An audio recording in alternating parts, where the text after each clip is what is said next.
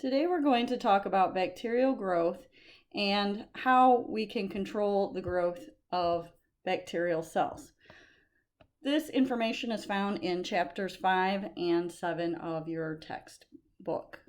I like to talk about these two topics together because if we understand the conditions that are favorable to encourage bacterial growth, then we automatically understand the conditions that are unfavorable that hinder bacterial growth. And depending on what we're trying to do in our lives and in our health, we may be trying to encourage the growth of good bacteria, and we may be trying to discourage the growth of bad bacteria. So these two concepts are inversely related to each other. So I want to start with bacterial growth, and bacteria grow by a process known as binary fission. Binary fission is a mechanism of asexual reproduction. So bacteria do not engage in sexual reproduction. It's always asexual. And this type of reproduction always results in clones. So all of the bacterial cells theoretically are identical. So I like binary fission because it's a lot easier to learn than mitosis or meiosis. There aren't any phases or stages, and there's only one chromosome to keep track of. So it's a very simple, straightforward process. So binary fission starts with what we call the parent cell. This is the original vegetative cell. And I'm only drawing the cell wall and the DNA or the chromosome. I'm going to abbreviate chromosome exome. It's just a little bit easier. So the parent cell at the beginning of binary fission elongates and the DNA replicates. And these two things happen fairly simultaneously. So I don't have a preference on the order you would put these if I asked you on a test. And chromosome replication. Now the chromosome replicates. It does not split or divide. Splitting or dividing implies that the chromosome has cut itself in half. The chromosome replicates or duplicates. So we go from one chromosome to two chromosomes. So the elongation of the cell wall and the chromosome replication, these two things happen pretty much simultaneously. So again, if you listed chromosome replication first, that would be fine as well. The next two things also happen pretty much simultaneously, and that is nucleoid segregation. That means that the chromosomes are moving to opposite ends of this long cell, and cell wall invagination, so the cell wall pinches inward.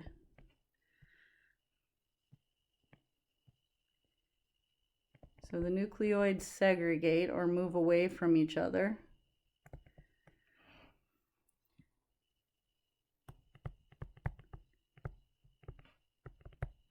And the cell wall invaginates, pinches inward. And again, these two things are happening at roughly the same time. Then we get the formation of the cell wall septum.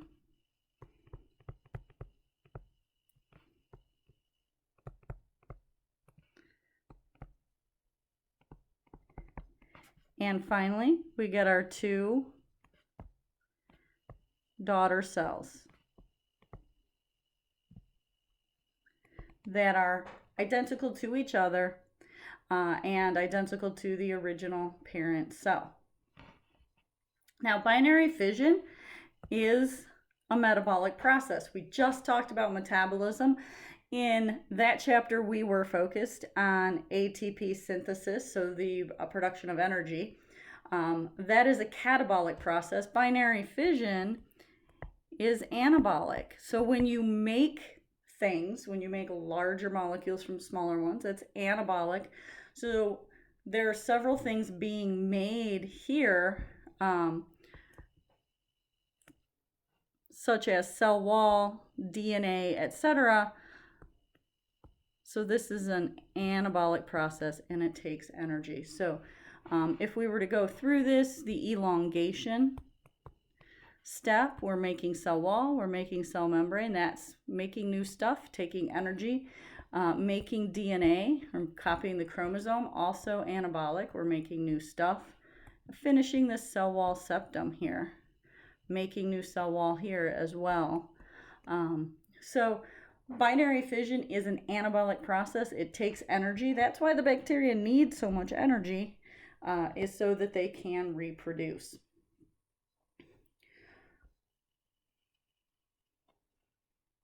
Okay, because of the way bacteria reproduce, we saw one cell become two cells. Now, each one of these cells is going to make a daughter cell. So 2 is going to become 4, and then those 2 are going to become 8, and 8 is going to become 16, and so on and so forth. We call this exponential growth or logarithmic growth.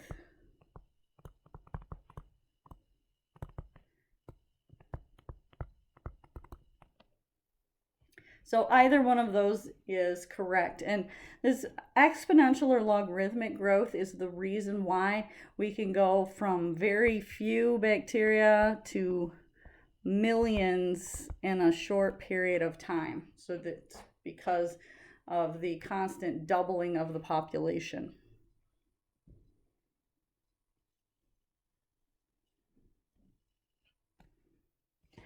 The time it takes for the bacterial cell to undergo one round of binary fission is referred to as the generation time.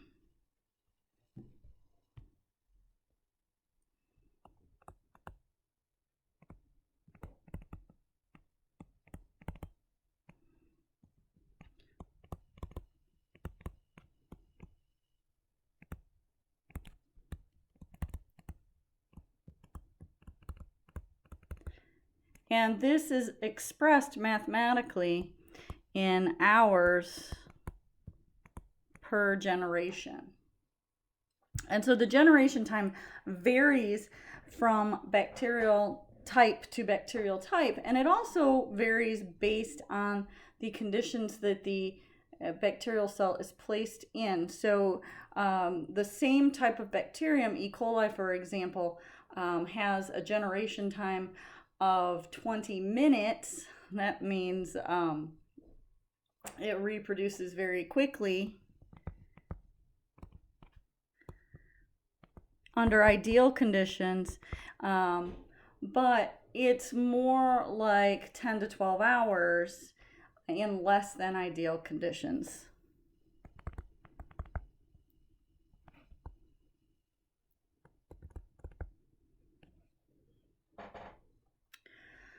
The growth rate is inversely related to the generation time and is expressed as generations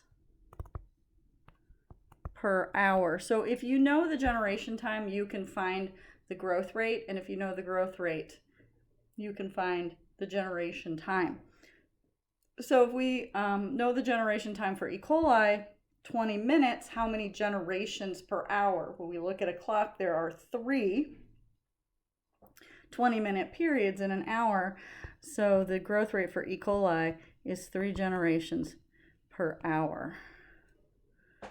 And going back to our generation time, if we were to express that as a fraction,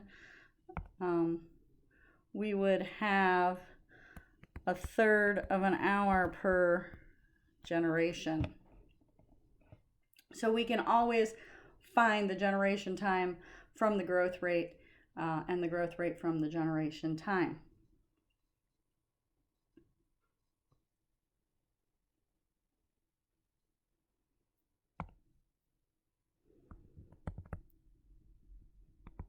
Now, a standard bacterial growth curve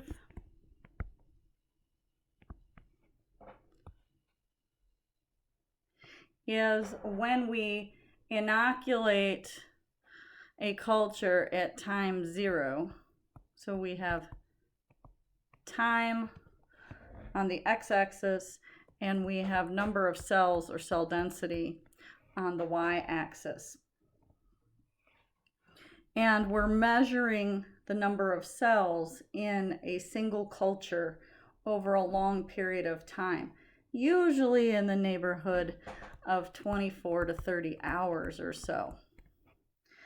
And this standard growth curve always has the same basic pattern. It will vary based on the conditions and based on the cell type a little bit, but it always has this same basic shape with the same 4 components. This flat part right here at the beginning is called the lag phase. And in the lag phase, the bacteria are adjusting to their environment and preparing for growth.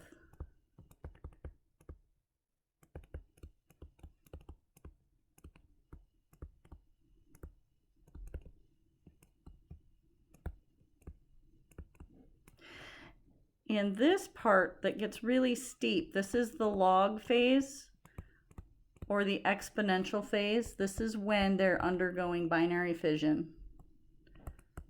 Lots of binary fission. And the growth rate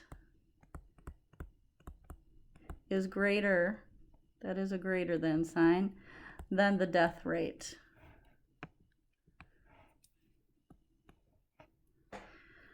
Here we have the stationary phase,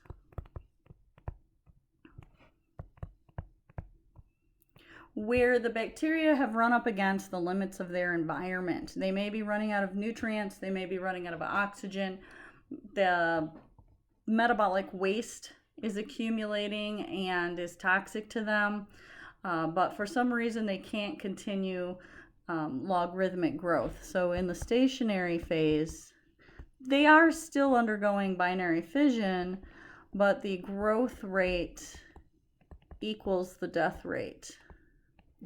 And finally, they enter the death phase. And this is where the nutrients have become severely depleted, or the environment has changed, or there's a lot of metabolic waste. So in this death phase, the death rate exceeds the growth rate, and they begin to die off. Now, the fact that at some point their nutrients start to give out, or something else happens to the environment to prevent their growth, that's a really good thing for us, because what we really don't want to happen is for this log phase to just continue on forever and ever. Bacteria pretty much have taken over the world anyway, but it would be even worse if they did not have environmental factors to slow their growth and reproduction.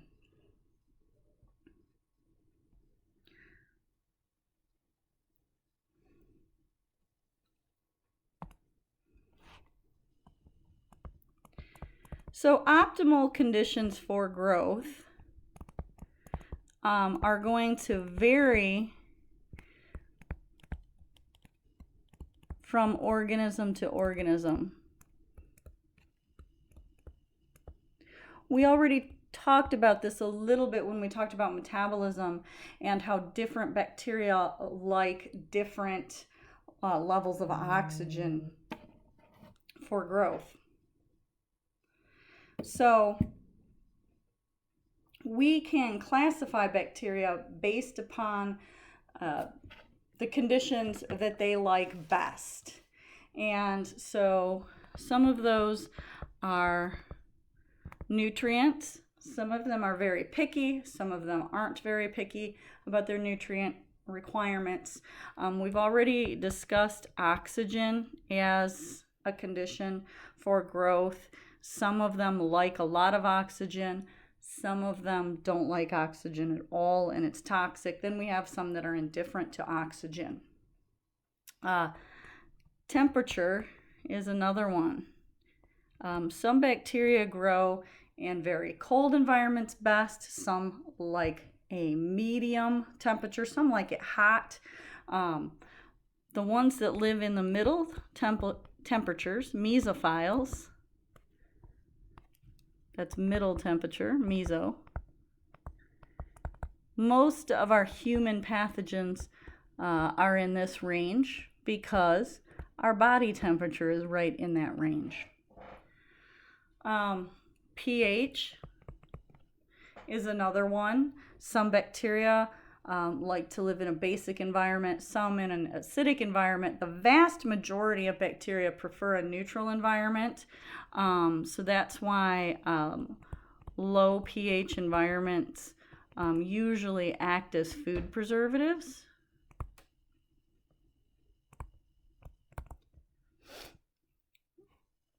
And then they can also have an optimum salt concentration. So some bacteria like to live in salty environments. So the bacteria on our skin, they like salt. Our skin is salty. Gut microbes don't like salt.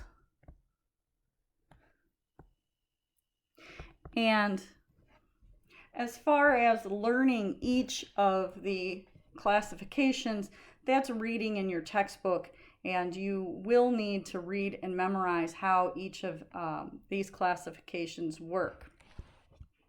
We can find the optimal conditions for these bacteria by doing a different type of growth experiment and growth curve, whereby instead of doing one inoculation, we do several.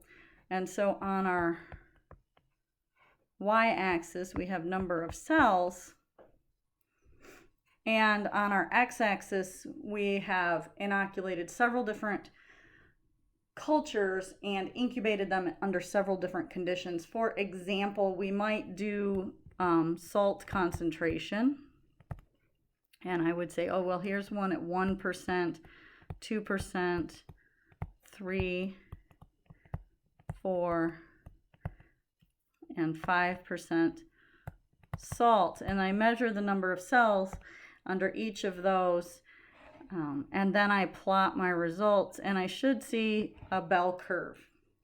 Then I would find the peak of the curve and bring that down to the condition. And it looks like these bacteria that I just made up have an optimum salt concentration of roughly 4%. I can do the same sort of experiment with any number of conditions. I might do this with temperature, and so maybe I do 20, 30, 40, 50, and 60 degrees. And again, I incubate them under those conditions, and I measure the curve, and I might see something that looks like this, where these bacteria looks like close to 40 degrees, probably closer to 37 would be their optimum temperature. So we can find their optimum conditions for growth.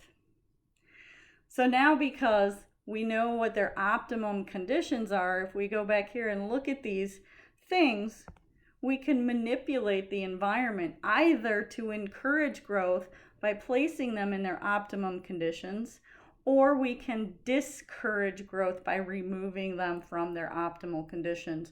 So if we go back to this graph here with the temperature, they grow best at 37, but I don't want them to grow. I can keep them at 20, and they're not going to grow very well. If I put them up here where it's 60, I'm probably going to kill them. So with a lot of these mechanisms for controlling the growth of the cells, some of these things just slow their growth, slow their metabolism. Others of these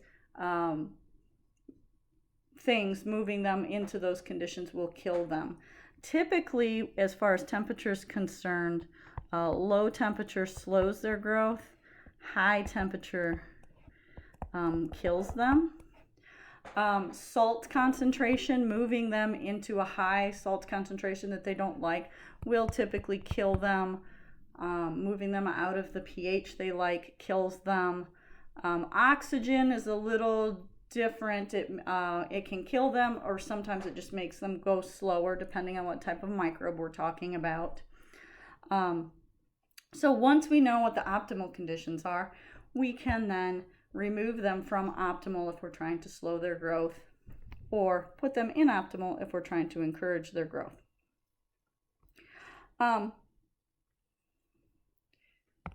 So with the control of growth, in addition to moving them out of optimal conditions,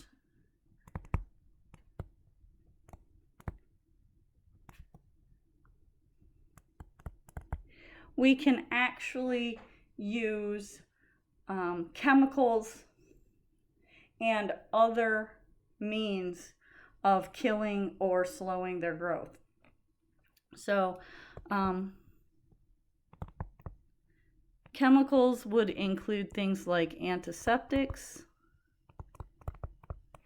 and disinfectants,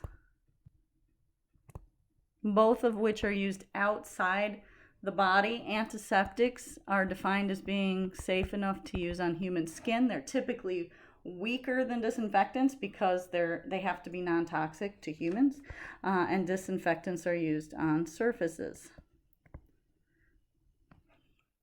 Now, there are a number of chemical antiseptics and disinfectants listed in your book. I am not going to expect you to memorize them and know how each of them works, but if you were in a situation where you were put into deciding what chemical was best to disinfect the surfaces in your workplace, or an antiseptic that was best for your coworkers and employees to use, you would need to look up this type of information and understand how the chemical works, what kind of microbe it kills, and how long it takes to be effective. So some of the chemicals do not kill endospores. Some of them only kill vegetative cells. Some also kill viruses. Some do not. So you would need to look that up and read that information as you were deciding what kind of chemical to choose. In addition to chemicals, we can use filtration to capture microbes on a filter. This can be done in the air. You guys are familiar with this. I know you have used HEPA filters. Many vacuum cleaners, many home filtration systems use HEPA filters. Or you can filter heat-sensitive liquids. So you can't boil something or autoclave something in order to filter it, or in order to sterilize it, you can filter it. And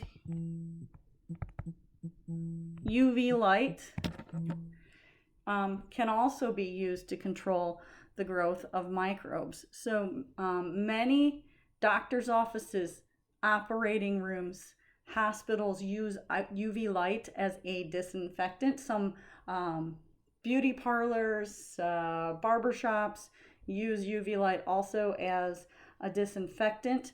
UV light affects DNA. So if I have a strand of DNA here,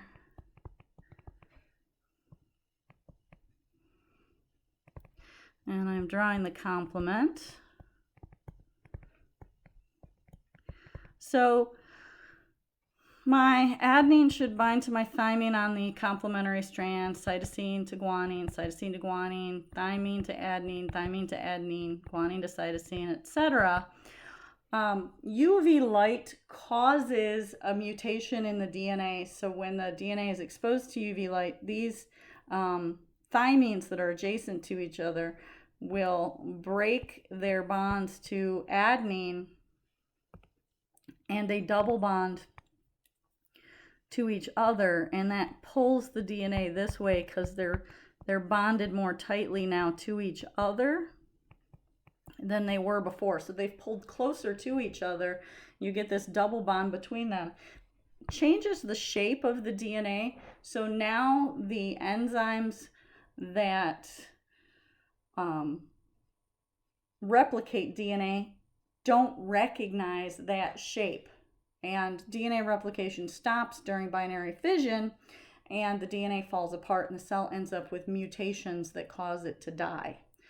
So this thing here is called a thymine dimer. By the way, human DNA is also mutated in this way through exposure to UV light.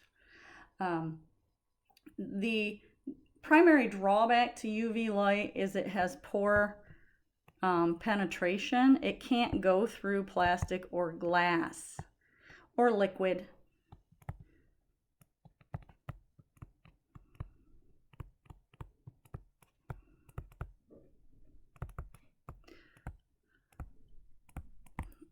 Okay. That's really all I wanted to say about binary fission, bacterial growth, and control of growth. I do want you to be able to classify the bacteria based on their optimal conditions for growth. So be able to name the temperature ranges such as psychrophile, mesophile, thermophile, etc. And the rest of these concepts are going to be explored in greater detail in our laboratory experiments on growth and control of growth. So be prepared to do those labs in the classroom.